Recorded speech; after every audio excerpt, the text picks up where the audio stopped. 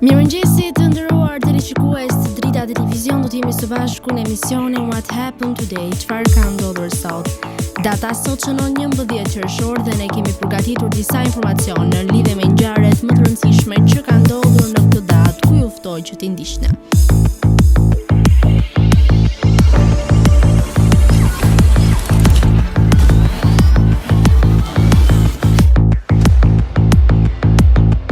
Njëmbëdhjetë qershor. Ngjarje 1580. Juan de Geri themelon Buenos Airesin. 1955. 77 persona humbën jetën dhe 77 të tjerë u plagosën, kur një vetur e garave u rrotullua dhe doli nga pista e garës duke u përplasur me turmën e shikuesve. 1976.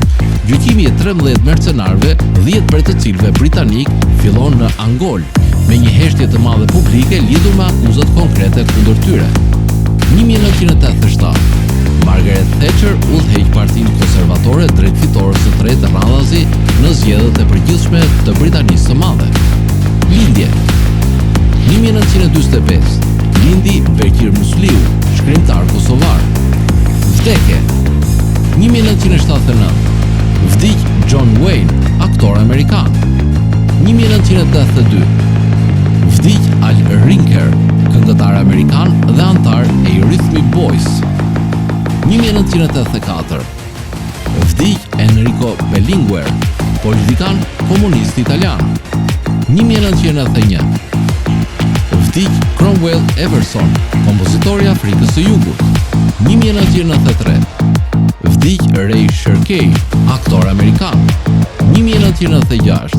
Vdiq Brigitte Held, aktore gjermane.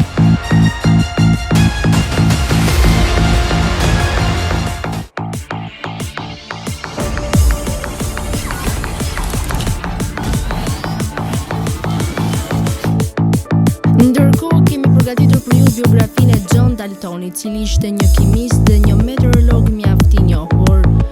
Teoria e atomizmit e propozuar nga Dalton në fillim të shekullit të 19 dhe nxjerr nga studimet meteorologjike është themeli për konceptin ton modern të atomit. Edhe pse një mësues shkolle, një meteorolog dhe një ekspert për verbërinë e ngjyrave, John Dalton është më i njohur për teorinë e tij pionere të atomizmit. Ai gjithashtu zhvilloi metoda për llogaritjen e peshave dhe strukturave atomike dhe formuloi ligjin e presioneve të pjesshme. Jeta e hershme. Dalton lindi në vitin 1766 dhe ka ndëruar jetë në vitin 1844. Ai lindi në një familje modeste ku artjerësh, nani dhe për një pjesë më të madhe të jetës së tij, duke filluar në shkollën e fshatit në moshën 12 vjeçare, fitoi jetesën si mësues dhe pedagog publik. Pasi dha mësim për 10 vite në një shkollë me kombi Quaker në Kendal, ai kaloi një pozicion mësuesi në qytetin e Manchesterit. Atje ai u bashkua me shoqërinë letrare dhe filozofike të Manchesterit, e cila i siguroi atij një mjedis intelektual stimulues dhe mjedisje laboratorike. Punimi i parë që i dha përpara shoqërisë dhe mori një hovë mjaft të madh ishte mbi verbërinë e ngjyrave, e cila goditi dhe nganjëherë quhet ende daltonizëm. Daltonizmi është kur një person ka probleme në dallimin e ngjyrave. Teoritë e atomizmit dhe ligji i presioneve të pjesshme. Dalton arriti në pikpamjen e tij për atomizmin me anë të meteorologjisë, për të cilën ai ishte seriozisht interesuar për një periudhë të gjatë. Ai mbajti dhënat ditore të motit nga viti 1787 deri në vdekjen e tij. Libri i tij i parë ishte Vëzhgimet meteorologjike dhe lexoi një seri të punimeve mbi tema meteorologjike para shoqërisë letrare dhe filozofike midis viteve 1799 dhe vitit 1801. Gazetat përmbanin deklaratën e pavarur të Daltonit për ligjin e Charles. Të gjithë lëngjet elastike zgjerojnë të njëjtën sasi nga zetësia. Ai gjithashtu sqaroi atë që kishte vënë duke në vëzhgimet meteorologjike, që ajri nuk është një tretës i mallkimik, siç kishte menduar Anthony Laura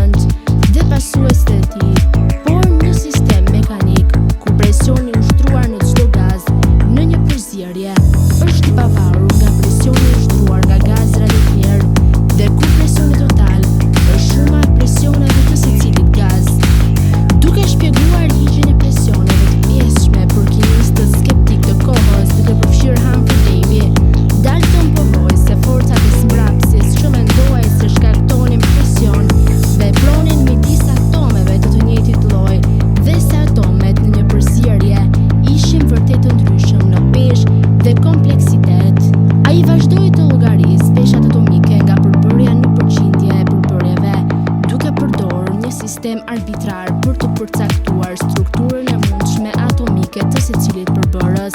Si një quarker, ai udhëhoqi një eksistencë modeste, megjithse ai mori shumë ndërlime, por në një periudhë mjaft të vonshme. Në Manchester, në shumë se 40.000 njerëz marshuan në kortezhin e tij funeral.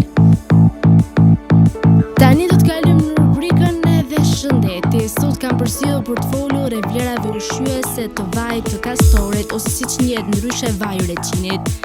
Vaji i kastorit shuhet për një spektër mjaft të gjerë përdorimi dhe efekte të shkëlqyera për flokët, fytyrën dhe lëkurën.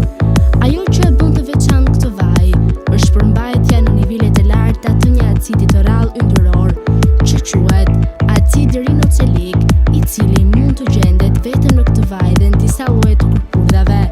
Për shkak të këtij acidi, vaji i ricinit ose kastorit ka veprim të fortë anti-inflamator. Por vlerat e vajit të kastorit nuk mbarojnë këtu. Ai është një hidratant, nutrient, eksofiant, balsamik, astringent, duke plotësuar në këtë mënyrë një gamë të gjerë të efekteve në lëkurë. Përveç kësaj, zgjat flokët dhe eliminon problemet me lënjen e tyre. Ai është i mbushur me acide yndyrore omega-6 dhe i pasur me vitaminë E, të cilat janë mjaft të dobishme për forcimin e rrënjeve të flokëve dhe për një lëkurë mjaft të butë dhe të pastër. Gjithashtu, ndihmon për të larguar sëmundjet kardiovaskulare. Komponenti i dytë më i bollshëm në vajin e ricinit është acidi oleik.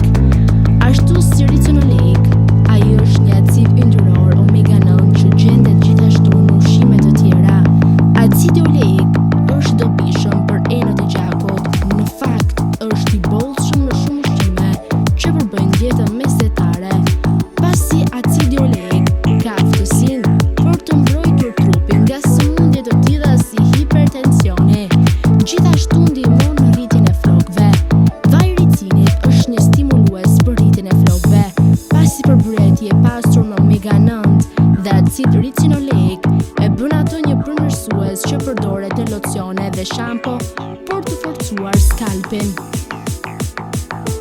Tani u ftoj të ndiqni parashikimin e motit në territorin shqiptar.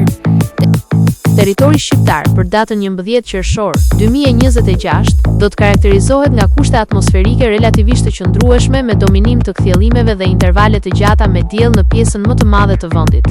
Në zonat malore, gjatë orëve të pasdites priten vranësira të lehta kalimtare pa reshje, domethënse, paraditja do të jetë kryesisht me diell në të gjithë territorin, ndërsa në zona të izoluara do të ketë vranësira të pakta kalimtare.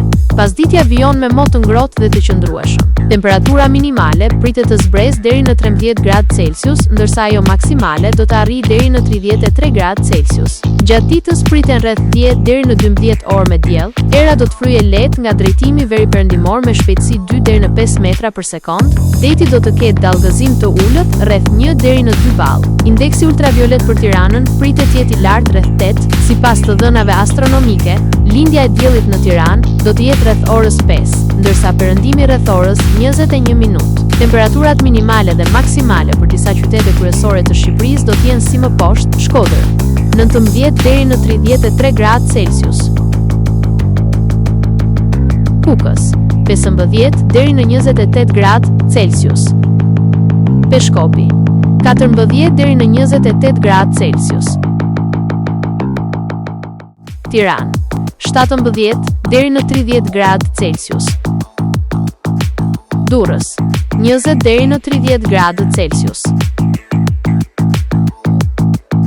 Kavaj 19 deri në 30 gradë Celsius, Elbasan 18 deri në 32 gradë Celsius,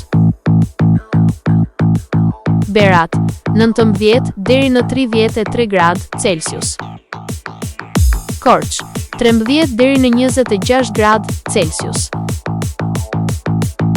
Vlorë 20 deri në 30 gradë Celsius,